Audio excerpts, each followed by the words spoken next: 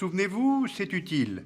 Le mur de Berlin a séparé un même peuple pendant presque 30 ans, traduisant au sol la division du monde en deux blocs idéologiques opposés.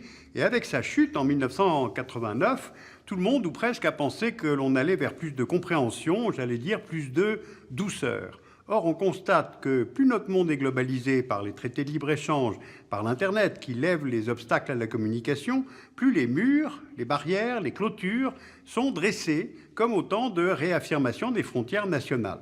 Alors pourquoi? Où est le malaise? Et ensuite, à quoi servent exactement les murs au XXIe siècle?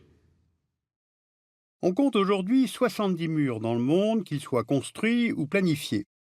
Ils s'étendent sur 26 000 km linéaires, soit 10% du total des frontières terrestres. Alors par mur, on entend une barrière non mobile aux fondations maçonnées. Ce sont parfois de véritables murs, comme celui construit par Israël en Cisjordanie, ou des clôtures de sécurité, comme celle construite par l'Inde au Cachemire, toujours en litige avec le Pakistan, mais aussi des frontières grillagées, comme celle érigée par le Botswana à sa frontière avec le Zimbabwe. On peut repérer aussi sur la carte le mur le plus ancien qui sépare les deux Corées depuis 1953, le mur le plus moderne, qui est le mur électronique que l'Arabie saoudite est en train de construire sur sa frontière avec l'Irak, mais aussi le plus singulier, la digue de sable érigée par le Maroc à travers le Sahara occidental. Alors regardez ce graphique, il montre bien l'évolution du nombre de murs dans le monde depuis 1989. Il y a aujourd'hui 5 fois plus de murs qu'au moment de la chute du mur de Berlin, nos données étant celles d'Elisabeth Vallet de l'Université du Québec à Montréal.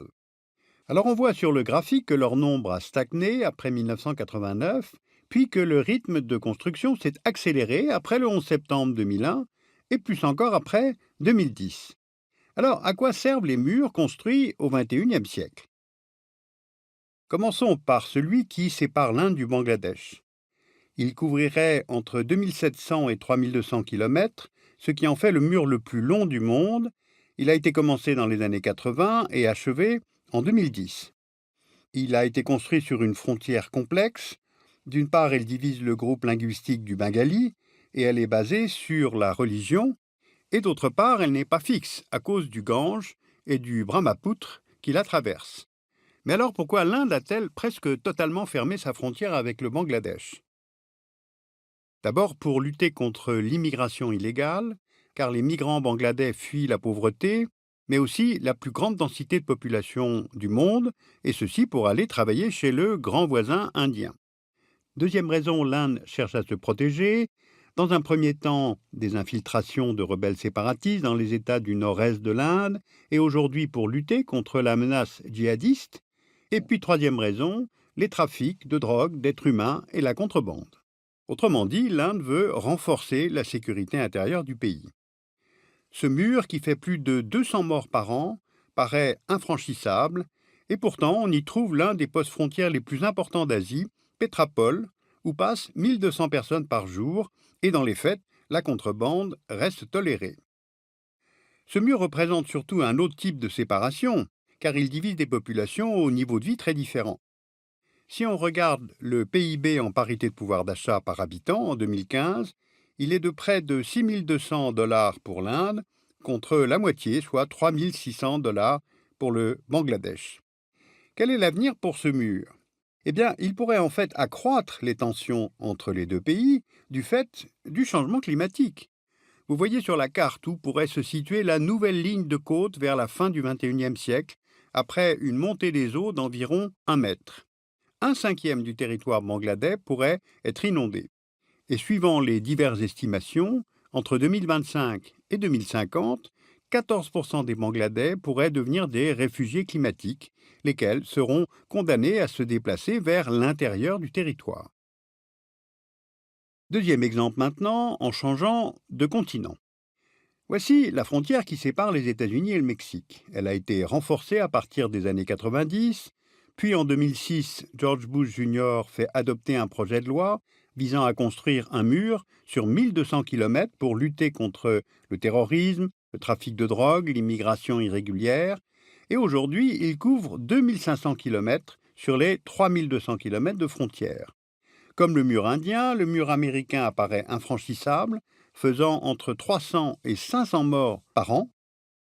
Là aussi, sa fonction est plus de contrôler l'immigration que d'y mettre fin. Tijuana est d'ailleurs le poste frontière le plus fréquenté du monde avec 300 000 personnes qui y passent chaque jour. Et ici aussi, il sépare des populations au niveau de vie différent. Avec un PIB par habitant en parité de pouvoir d'achat de 55 800 $ pour les États-Unis en 2015 contre 17 500 $ pour le Mexique. Et ce mur est revenu sur le devant de la scène politique américaine lorsque Donald Trump en a fait une de ses mesures phares en proposant de construire un mur pour clôturer totalement la frontière. Et il a même souhaité faire payer le Mexique pour sa construction.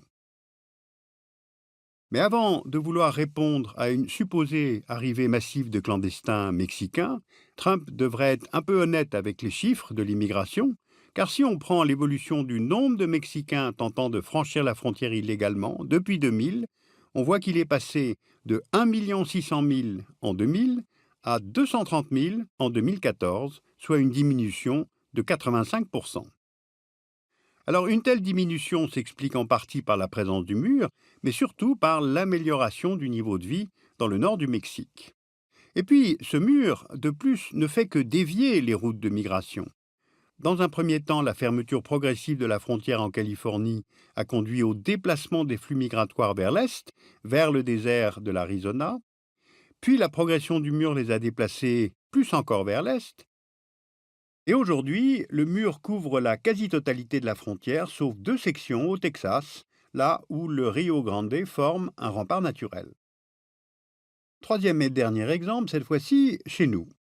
Dans l'Union européenne, les murs se sont mis à repousser, et là aussi ne font que déplacer les routes migratoires. Aujourd'hui, c'est à ces marges que l'on construit le plus de barrières. Voici l'espace Schengen, qui réunit 26 États. Entre ces États, c'est le principe de libre circulation des personnes, les contrôles ne se faisant plus qu'aux frontières extérieures. Eh bien, c'est précisément sur ces frontières extérieures que plusieurs barrières ont été construites depuis 2011, notamment au sud-est de l'Europe pour contrôler les flux de migrants, notamment venant de Syrie, d'Afghanistan, d'Irak, d'Érythrée. Il y a tout d'abord la barrière construite par la Grèce, au nord de sa frontière avec la Turquie, face à la ville turque d'Edirne.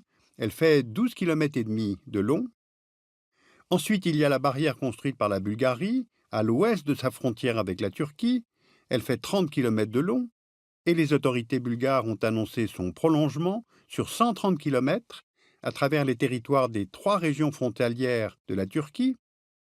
Et puis il y a la clôture érigée par la Macédoine à sa frontière avec la Grèce, de part et d'autre du poste frontière grec d'Idoménie. À terme, elle s'étendra sur 37 km. Plus au nord, maintenant, il y a celle construite par la Hongrie de Viktor Orban sur la totalité de sa frontière avec la Serbie, sur 170 km, mais aussi celle qu'Orban a fait construire sur la frontière avec la Croatie. Elle court sur 40 km, tandis que la rivière Drave forme une barrière naturelle sur le reste de la frontière. Et on voit bien sur la carte que cette barrière sépare 2 pays membres de l'Union européenne, la Hongrie étant dans Schengen, en bleu clair, tandis que la Croatie n'y est pas, en bleu foncé. On a un cas de figure identique avec la Hongrie, qui prévoit de construire une barrière à sa frontière avec la Roumanie, ainsi qu'avec la Slovénie, qui construit une barrière à sa frontière avec la Croatie. Voilà donc toutes ces barrières érigées récemment sur les frontières extérieures de l'espace Schengen, et parfois même entre 2 pays qui appartiennent à l'Union européenne. Et de plus, il y a un État qui érige des barrières au sein même de l'espace Schengen, c'est l'Autriche. On voit que tous ses voisins appartiennent à Schengen.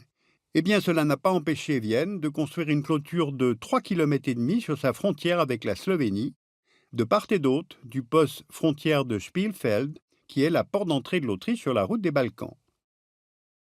Et l'Autriche envisage de construire une clôture de 370 mètres sur sa frontière avec l'Italie, au col du Brenner, qui est l'un des principaux points de passage entre le sud et le nord des Alpes, ce qui est totalement contraire au principe de libre circulation au sein des pays Schengen. Et puis enfin, que dire des clôtures autour de Calais, avec une quarantaine de kilomètres érigés par les autorités françaises, britanniques, Eurotunnel, la SNCF, pour empêcher les migrants d'accéder au port et au tunnel. Les murs ne servent à rien et en plus ils coûtent cher. L'Europe aura bientôt plus de barrières à ses frontières qu'elle n'en avait du temps de la guerre froide. Songez qu'en Bulgarie, qui a connu le rideau de fer pendant cette période, pour empêcher les citoyens bulgares de sortir, eh bien aujourd'hui les autorités construisent un mur pour empêcher quiconque de rentrer dans le pays. Sauf que la crise des migrants ne se réglera pas en dressant des barrières. Elles ne peuvent pas endiguer les flux migratoires, juste les canaliser vers des points de passage. Ce ne sont pas les barrières qui font baisser le nombre de demandeurs d'asile, mais les solutions aux inégalités et en mettant un terme aux guerres, car ce sont ces deux éléments que fuient les migrants ou les réfugiés. Il faut que les pays européens qui érigent des clôtures sachent bien que le nombre de migrants, de demandeurs d'asile qui traversent la Méditerranée ne va pas se tarir. Les nouveaux murs ne prétendent pas être des solutions, ce sont simplement des réponses, des démonstrations de souveraineté nationale pour rassurer les opinions publiques. Alors, je vais vous parler d'Elisabeth Vallet, qui travaille au département de géographie de l'Université du Québec à Montréal. Vous pouvez lire d'elle Borders, Fences and Walls chez Ashgate. Et puis la revue Questions internationales du printemps-été 2016 à la documentation française, avec tout un dossier sur le réveil des frontières.